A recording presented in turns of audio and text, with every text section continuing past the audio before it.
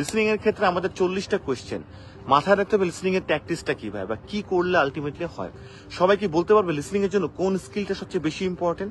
আমরা বেসিক্যালি হয় কি আমরা খুব ফ্ল্যাশি থিংয়ে ইউটিউবের এই ভিডিও ওই ভিডিও দেখে দৌড়াচ্ছি, এটা করলে এটা হয়ে যাবে। এটা ব্যাপারটা এরকম না।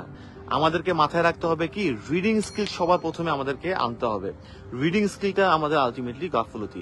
আপনার যতই ভালো লিসনিং স্কিল গুলো থাকুক না কেন, আপনি যদি পড়ে না বুঝতে পারেন তাহলে আপনি কিন্তু ফার্স্টেই ফেল করে যাবেন। এবং পড়ে যে বোঝার জায়গাটা এটা আমাদের খুব কম। কারণ কি? কারণ আমরা রিডিং মডিউল সলভ করতে গেলেও আমরা শর্টকাট খুঁজি, কোনটা 4টা 5টায় করতে পারবো কিছু এরকম খুঁজি। আবার দেখা যাচ্ছে রিডিং এর কোনো পড়ার অভ্যাসও নাই, মানে আমরা গল্পের বই পড়ি না, সেটা বাংলা হোক ইংলিশ হোক। পড়তে আই স্ট্রেস ফিল হয়, আমরা একটু মুভি দেখতে পছন্দ করি।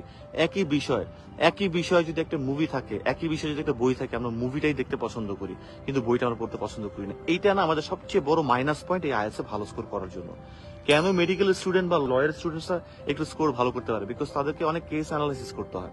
সো এই পড়ার হ্যাবিটটা বাড়াতে হবে। আর এই পড়ার হ্যাবিটটা স্কিলটা শুধুমাত্র লিসনিং এর জন্য, রিডিং এর জন্য তো একেবারে সর্বে সর্বা।